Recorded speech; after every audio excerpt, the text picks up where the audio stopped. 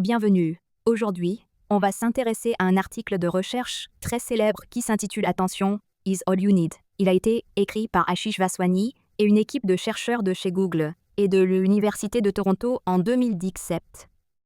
Commençons par un petit résumé.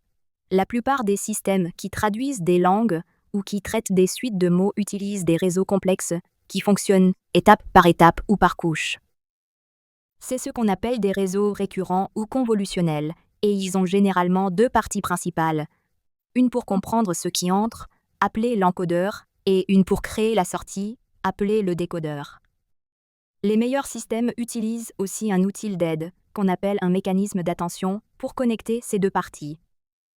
Mais les auteurs de cet article proposent quelque chose de nouveau et de simple. Ils ont créé une nouvelle architecture, système appelé le transformé. Ce système utilise uniquement des mécanismes d'attention et supprime complètement les structures étape par étape ou en couche. Quand ils ont testé ce nouveau modèle sur la traduction de l'anglais vers l'allemand et de l'anglais vers le français, les résultats ont été incroyables.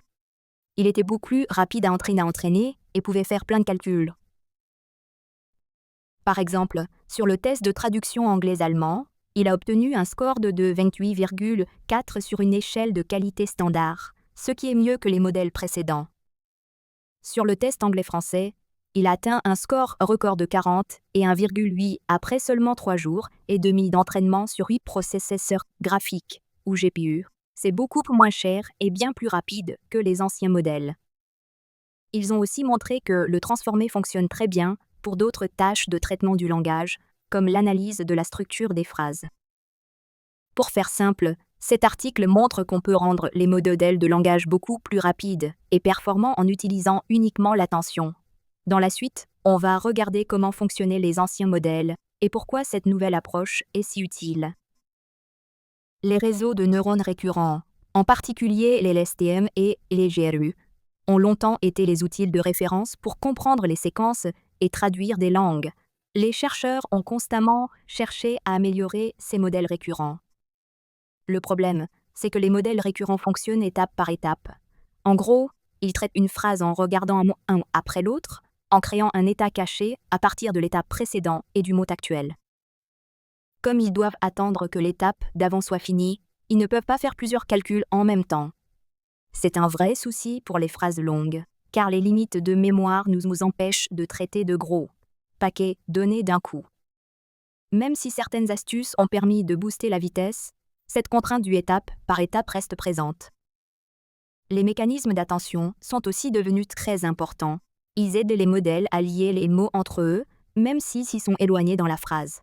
Mais en général, l'attention est utilisée en complément d'un réseau récurrent.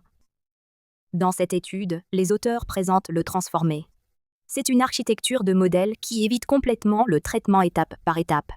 À la place, il s'appuie entièrement sur un mécanisme d'attention pour lier toutes les parties de l'entrée et de la sortie. Grâce à ça, le transformé peut faire plein de calculs en même temps. D'ailleurs, il atteint un score record en qualité de traduction après seulement 12 heures d'entraînement sur 8 cartes graphiques, GPU.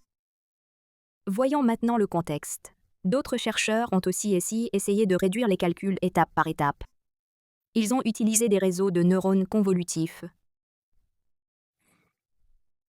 Mais avec ces modèles, l'effort nécessaire pour connecter deux mots éloignés augmente avec la distance. Par exemple, si deux mots sont aux extrémités d'une phrase, c'est plus difficile pour le modèle de comprendre leur lien.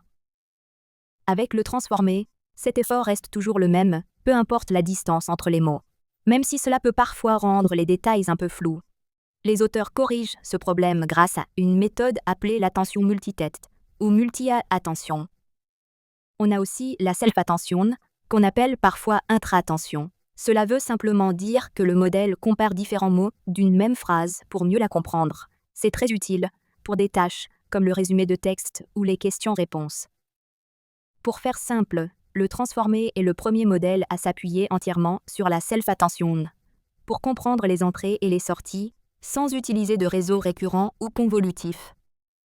Parlons maintenant de l'architecture du modèle. La plupart des modèles de traduction performants utilisent une structure composée d'un encodeur, encoder, et d'un décodeur, decoder. Pour expliquer ça simplement, l'encodeur prend une phrase en entrée, comme une liste de mots, et la transforme en une liste de représentations continues. Ensuite, le décodeur prend ces représentations et génère la phrase de sortie, un mot après l'autre. Un peu comme quand vous écrivez une phrase mot par mot, le décodeur utilise les mots qu'il a déjà écrits pour décider du mot suivant.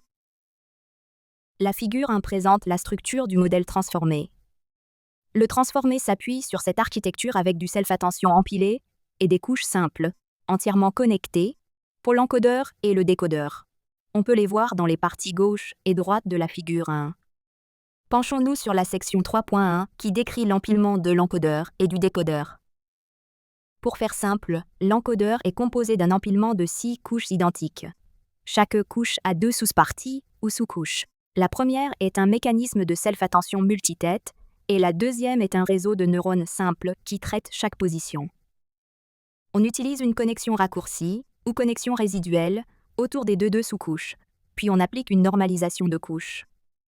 En gros, cela signifie qu'on ajoute l'entrée d'origine à la sortie de la sous-couche avant de la normaliser. Pour que ces connexions résiduelles fonctionnent, toutes les sous-couches et les couches d'entrée génèrent des sorties d'une dimension de 512. Ensuite, le décodeur est lui aussi composé d'un empilement de 6 couches identiques. En plus des 2 sous-couches présentes dans l'encodeur, le décodeur en ajoute une troisième. Cette troisième partie effectue une attention multitête sur les sorties de l'encodeur. Tout comme dans l'encodeur, on utilise des connexions résiduelles critiques autour de chaque sous-couche, suivies d'une normalisation de couches. On modifie également le self-attention du décodeur pour l'empêcher de regarder les mots futurs. Ce masquage, combiné au décalage d'une position des mots sorcerie, garantit que lorsque le modèle prédit un mot à une position donnée, il ne peut regarder que les mots qui le précèdent. Passons maintenant à la section 3.2 qui explique le concept d'attention. Pour faire simple, on peut voir l'attention comme l'association d'une requête à un ensemble de paires clés-valeurs pour obtenir une sortie. La requête, les clés, les valeurs et la sortie sont toutes des listes nombres, c'est-à-dire des vecteurs. La sortie finale est calculée comme une somme pondérée des valeurs. La figure 2 montre 2 types d'attention. À gauche, on trouve l'attention produit scalaire normalisée. À droite, c'est l'attention multitête qui se compose de plusieurs couches d'attention fonctionnant en parallèle. Le poids attribué à chaque valeur est calculé par une fonction de correspondance entre la requête et sa clé associée. Passons maintenant à la section 3.2.1 qui explique l'attention produit scalaire normalisée. Nos entrées se composent de requêtes et de clés d'une certaine taille, qu'on appelle la dimension des clés, et de valeurs d'une autre taille, qu'on appelle la dimension des valeurs. On calcule le produit scalaire de la requête avec toutes les clés, on divise chaque résultat par la racine carrée de la dimension des clés, puis on applique une fonction softmax pour obtenir les poids associés aux valeurs. En pratique, on calcule la fonction d'attention sur un ensemble de requêtes en même temps, regroupées dans une matrice Q. Les clés et les valeurs sont elles aussi regroupées dans des matrices K et V. Pour faire simple, on obtient la matrice des sorties en multipliant la matrice Q par la transposée de la matrice K, en divisant le tout par la racine carrée de la dimension des clés, en appliquant la fonction softmax, puis en multipliant le résultat par la matrice V. D'ailleurs, les 2 fonctions d'attention les plus courantes sont l'attention additive et l'attention produit scalaire. L'attention produit scalaire est identique à notre algorithme, sauf qu'elle ne divise pas par la racine carrée de la dimension des clés. L'attention additive, elle, calcule la fonction de correspondance à l'aide d'un réseau de neurones avec une seule couche cachée.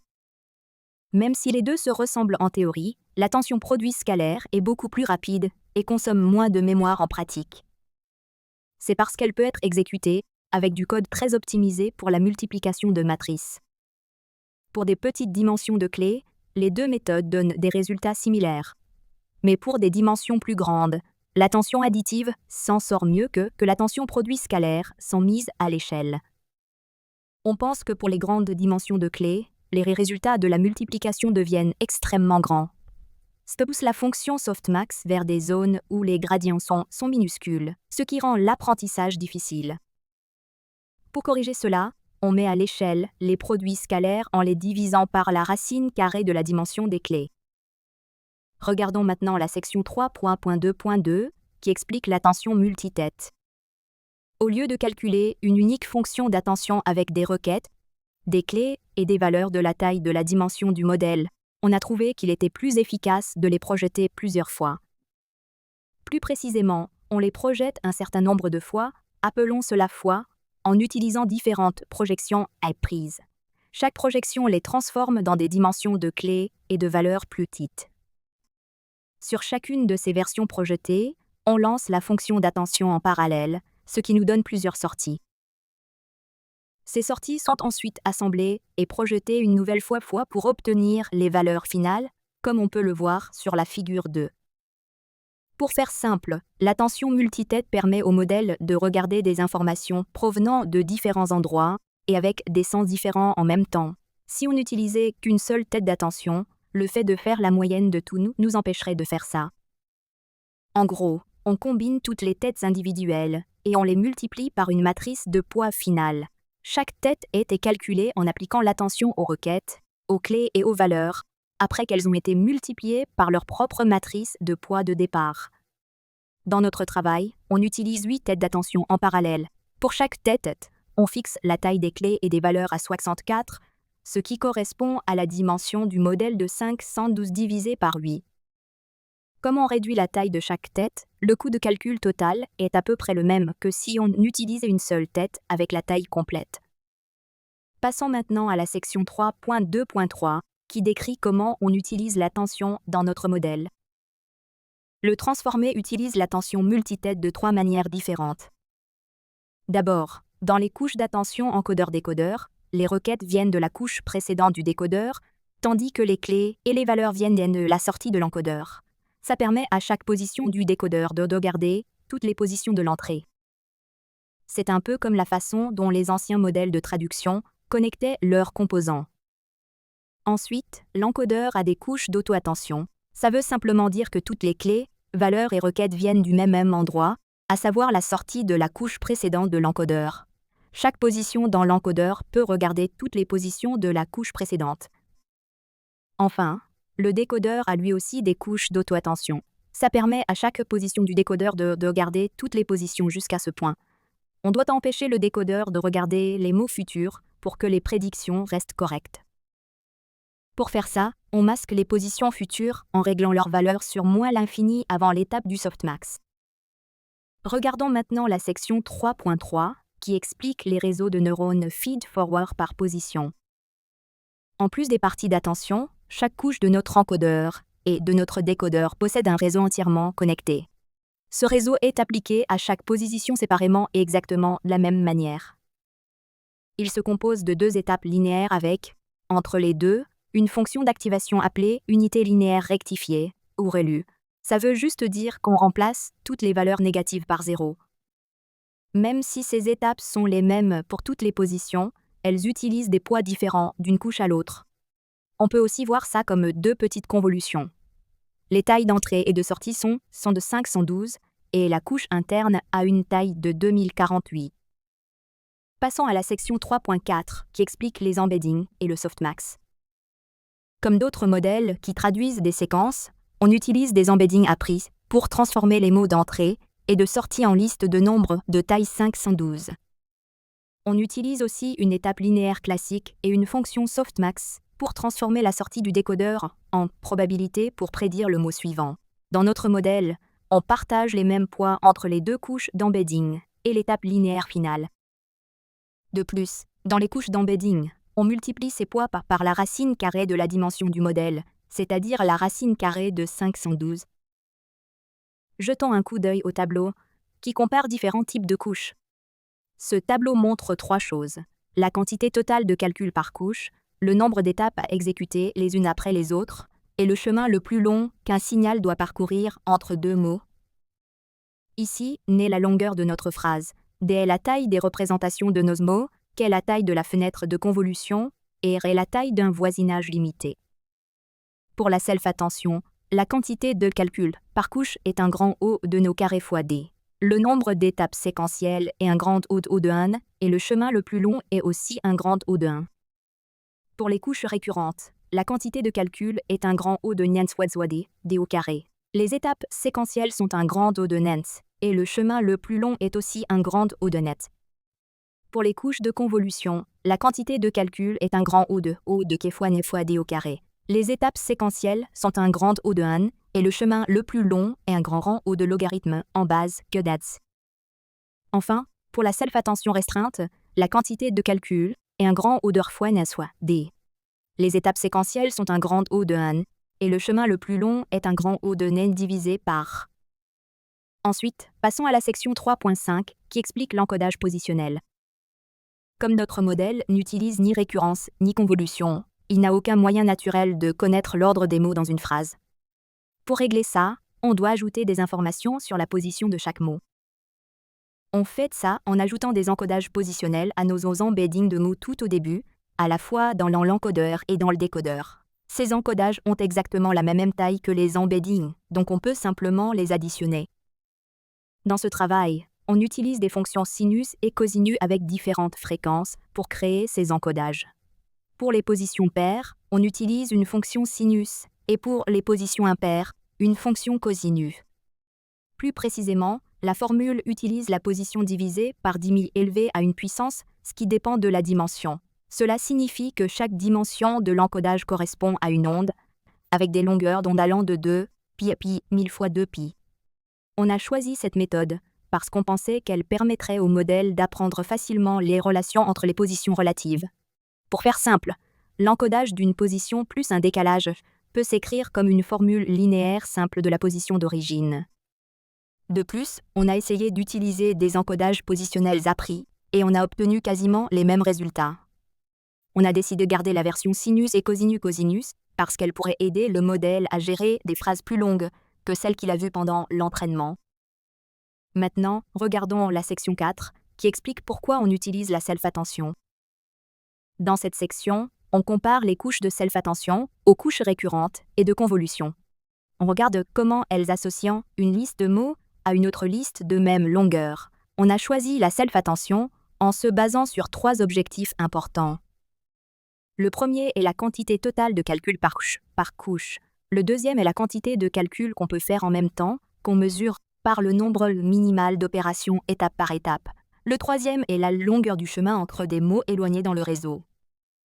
Apprendre les relations entre des mots éloignés est un défi de taille. Pour faire simple, plus le chemin qu'un signal doit parcourir entre 2 positions est court, plus il est facile pour le réseau d'apprendre. On compare donc le chemin le plus long entre n'importe quelle position d'entrée et de sortie. Comme on l'a vu dans le tableau 1, une couche self-attention connecte toutes les positions en utilisant un nombre constant d'opérations étape par étape. A l'inverse, une couche récurrente nécessite un nombre d'étapes qui grandit avec la longueur de la phrase. En termes de calcul, les couches de self-attention sont plus rapides que les couches récurrentes quand la longueur de la phrase est plus petite que la taille de la représentation. C'est généralement le cas avec les représentations de phrases utilisées par les meilleurs modèles de traduction automatique, comme les représentations WordPress et BitPair. Pour aller plus vite sur des tâches avec de très longues phrases, on peut limiter la self-attention à regarder uniquement un voisinage de taille dans la séquence d'entrée, centré autour de la position de sortie. Cela augmenterait le chemin le plus long à un grand O de n divisé par. On prévoit d'étudier cette idée plus en détail dans nos prochains travaux. Parlons maintenant des couches de convolution. Une seule couche de convolution avec une largeur plus petite que la longueur de la phrase ne connecte pas toutes les paires de positions d'entrée et de sortie. Pour y arriver, il nous faut un empilement de couches de convolution. Cela signifie simplement que l'on augmente la longueur des chemins les plus longs entre 2 mots à un grand O de n divisé par k, ou un grand O de log en base k de nets. De plus, les couches de convolution coûtent généralement plus cher en calcul que les couches récurrentes. Cependant, des convolutions séparables spéciales peuvent réduire ce travail à un grand O, k fois n fois d plus n fois d au carré. Mais même dans ce cas, leur complexité équivaut à combiner une couche de self-attention et une couche feed-forward, ce qui est exactement l'approche que l'on a choisie pour notre modèle. Un autre avantage, c'est que la self-attention permet de mieux comprendre comment le modèle fonctionne. Pour faire simple, on peut regarder comment le modèle répartit son attention. Non seulement les têtes d'attention individuelles apprennent à effectuer différentes tâches, mais beaucoup d'entre elles semblent aussi comprendre la grammaire et le sens des phrases. Par exemple, certaines têtes montrant un comportement lié à la structure de la phrase. Passons maintenant à la section 5, qui décrit comment on entraîne nos modèles. D'abord, la section 5.1 explique les données d'entraînement et le batching. On a fait l'entraînement sur le jeu de données standard anglais-allemand, qui contient environ 4,5 millions de paires de phrases. Les phrases ont été transformées en tokens en utilisant le bit-pair encoding, avec un vocabulaire partagé d'environ 37 000 tokens. Pour l'anglais français, on a utilisé un jeu de données beaucoup plus grand de 36 millions de phrases et un vocabulaire de 32 000 tokens. On a regroupé les paires de phrases par longueur similaire, comme quand on rassemble des phrases de taille proche. Chaque batch d'entraînement contenait environ 25 000 tokens sources et 25 000 tokens cibles. Ensuite, la section 5.2 décrit le matériel et le planning d'entraînement. On a entraîné nos modèles sur une seule machine équipée de 8 GPU. Pour nos modèles de base, chaque étape d'entraînement prenait environ 0,4 secondes, et on les a entraînés sur un total de 100 000 étapes, soit 12 heures. Pour nos grands modèles, chaque étape prenait 1 seconde, et on les a entraînés pendant 300 000 étapes, ce qui représente environ 3 jours et demi. Ensuite, la section 5.3 explique l'optimiseur. On a utilisé l'optimiseur Adam avec bêta 1 réglé sur 0,9, bêta 2 sur 0,98 et epsilon sur 10 puissance moins 9. On a modifié le taux d'apprentissage pendant l'entraînement à l'aide d'une formule. Pour faire simple, on a augmenté le taux d'apprentissage de manière linéaire pendant les 4000 premières étapes de chauffe, puis on l'a réduit lentement au fil du temps. Enfin, la section 5.4 traite de la régularisation. On utilise 3 types de régularisation pendant l'entraînement. D'abord, on utilise du dropou résiduel. En gros, ça consiste à désactiver aléatoirement certaines connexions à la sortie de chaque sous-couche, juste avant de l'ajouter à l'entrée et de normaliser le tout. On applique aussi ça à la combinaison des embeddings de mots et des signaux de position. Pour notre modèle de base, on a réglé ce taux à 10%. Ensuite, on utilise le label smoothing. Pour faire simple, on demande au modèle d'être un peu moins sûr de ses bonnes réponses pendant l'entraînement. Même si ça le rend un tout petit peu plus hésitant dans ses prédictions, ça permet d'obtenir de bien meilleurs scores de traduction au final. Passons maintenant à la section 6.6, qui présente les résultats de nos tests. Dans la section 6.1, on parle de traduction automatique. Pour le test de l'anglais vers l'allemand, notre grand modèle a obtenu un score de 28,4 sur l'échelle de mesure BLE. C'est plus de 2 points au-dessus des meilleurs modèles précédents, ce qui établit un nouveau record. On a entraîné ce modèle pendant 3 jours et demi en utilisant 8 cartes graphiques. Même notre modèle de base a fait mieux que les anciens modèles, tout en ne demandant qu'une fraction de leur temps d'entraînement. Pour le test de l'anglais vers le français, notre grand modèle a obtenu un score de 41,0. C'est mieux que tous les modèles uniques précédents, et ça a demandé moins d'un quart du coût d'entraînement du recordement précédent. Pour ce test, on a utilisé un taux de dropou de 0,1 au lieu de 0,3. Pour obtenir ces modèles finaux, on a fait la moyenne des états sauvegardés pendant l'entraînement. Pour le modèle de base, on a moyenné les 5 dernières versions sauvegardées. Pour le grand modèle, on a fait la moyenne des 20 dernières. Lors de la traduction, on a utilisé une méthode appelée Beam Search avec une taille de faisceau de 4 et une pénalité de longueur de 0,6. Ça aide le modèle à choisir les meilleures phrases. On a fixé la longueur maximale de traduction à la longueur du texte d'entrée plus 50 mots, mais on s'arrêtait plutôt si la phrase était terminée. Pour faire simple, le tableau 2 montre que le transformé obtient de meilleurs scores que les anciens modèles pour une fraction du coût d'entraînement. On mesure ce coût en multipliant le temps d'entraînement, le nombre de cartes graphiques et la puissance de calcul de chaque carte. Ensuite, dans la section 6.2, on explore les variantes du modèle. Pour voir comment les différentes parties du transformé influencent ses performances, on a fait de légères modifications sur notre modèle de base et on a mesuré sa qualité de traduction de l'anglais vers l'allemande. Jetons un coup d'œil au tableau 3, qui montre comment les changements de structure du transformé influencent ses performances. Tous ces tests ont été faits sur le jeu de données de traduction de l'anglais vers l'allemand. Dans les lignes A, on modifie le nombre de têtes d'attention ainsi que la taille des clés et des valeurs d'attention, tout en gardant la même quantité de calcul. On remarque qu'utiliser une seule tête d'attention fait chuchoter le score de traduction de 0,9 points. Par contre, avoir trop de têtes fait aussi baisser la qualité. Dans les lignes B, on constate que réduire la taille des clés d'attention nuit au modèle. Cela montre bien que faire correspondre les mots entre eux n'est pas si simple et qu'on pourrait avoir besoin d'une méthode de correspondance plus poussée qu'une simple multiplication. De plus, dans les lignes C et D, on voit que, comme on s'y attendait, les modèles plus grands sont plus performants. Aussi, désactiver des connexions de manière aléatoire, ce qu'on appelle le dropout, aide beaucoup à éviter que le modèle n'apprenne par cœur les données d'entraînement. Dans la ligne E, on remplace nos signaux de position en forme d'onde par des marqueurs de position appris. Pour faire simple, les résultats sont quasiment identiques à ceux de notre modèle de base. Passons maintenant à la section 6.3, qui traite de l'analyse syntaxique en constituant pour l'anglais. On veut voir si le transformé s'en sort bien sur d'autres tâches, comme l'analyse de la structure des phrases en anglais. C'est une tâche difficile parce que le résultat doit respecter des règles de grammaire strictes et qu'il est beaucoup plus long que le texte départ. De plus, les anciens modèles récurrents avaient du mal à obtenir de bons résultats quand il y avait peu de données d'entraînement. On a entraîné une version à 4 couches de notre modèle sur un jeu de données appelé le Wall Street Journal, qui contient environ 40 000 phrases d'entraînement. On l'a aussi entraîné avec des données supplémentaires, dans une configuration semi-supervisée comprenant environ 17 millions de phrases. On a utilisé un vocabulaire de 16 000 mots pour le premier test et de 32 000 mots pour le test avec les données supplémentaires. On a seulement fait quelques petits tests pour choisir les taux de dropout, la vitesse d'apprentissage et la taille de recherche. Tous les autres réglages sont restés exactement les mêmes que ceux de notre modèle de traduction de base.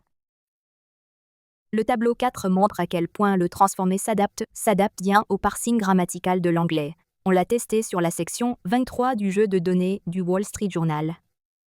Pour les modèles entraînés uniquement sur ce jeu de données, les anciens systèmes comme celui de Vinyals et Kesey ont obtenu un score de 88,3. Les modèles de Petrov et de Zhu et ses collègues ont atteint 90,4. Le système de Dier et ses collaborateurs a obtenu 91,7. Notre transformé à 4 couches a quant à lui obtenu 91,3. Ensuite, dans la configuration semi-supervisée, qui utilise des données supplémentaires, les modèles de Zhu et de Wang et Harper ont obtenu 91,3. Les modèles de McCloskey et de Vinyals et Kesey ont atteint 92,1. Notre transformé à 4 couches a décroché un score de 92,7. À titre de comparaison, un modèle multitâche proposé par Luon a obtenu 93,0 et un modèle génératif développé par Dier a atteint 93,3. Pour obtenir ces résultats, on a fixé la longueur maximale de sortie à la longueur d'entrée plus 300. On a utilisé une taille de recherche de 20 et une pénalité de longueur de 0,3. Pour faire simple, ces résultats montrent que même sans réglage spécifique, pour cette tâche de grammaire, notre modèle s'en sort étonnamment bien. Il dépasse presque tous les modèles précédents, à l'exception de la grammaire par réseau de neurones récurrents. Cela prouve tout simplement que le transformé est super adaptable. Contrairement aux anciens modèles séquentiels récurrents, le transformé fait mieux que le Berkeley et Parser, même quand on l'entraîne uniquement sur le petit jeu de données du Wall Street Journal de 40 000 phrases. Dans la section 7, nous vous présentons nos conclusions. Dans ce travail, on a présenté le transformé. C'est le tout premier modèle de traduction qui repose entièrement sur l'attention. Pour le dire simplement, on a remplacé les couches récurrentes habituellement utilisées dans ces systèmes par de la self-attention multitête. Pour les tâches de traduction, le transformé s'entraîne beaucoup plus vite que les modèles utilisant des couches récurrentes ou convolutives. Sur les tests de traduction de l'anglais vers l'allemand et de l'anglais vers le français, on a établi de nouveaux records. Pour le test anglais-allemand, notre meilleur modèle a même fait mieux que tous les modèles combinés publiés auparavant. On est très enthousiaste pour l'avenir des modèles basés sur l'attention et on prévoit de les appliquer à d'autres tâches. Par exemple, on veut utiliser le transformé pour d'autres formats que le texte, comme l'image, l'audio et la vidéo. On veut aussi faire en sorte que le modèle génère des résultats plus rapidement et plus efficacement. Le code qu'on a utilisé pour entraîner et tester nos modèles est dispo en ligne dans le repository TensorFlow, sous le nom de Tensor2Tensor. On tient aussi à remercier chaleureusement Nal Kalkbrenner et Stéphane Gauss pour leurs commentaires précieux et leur inspiration.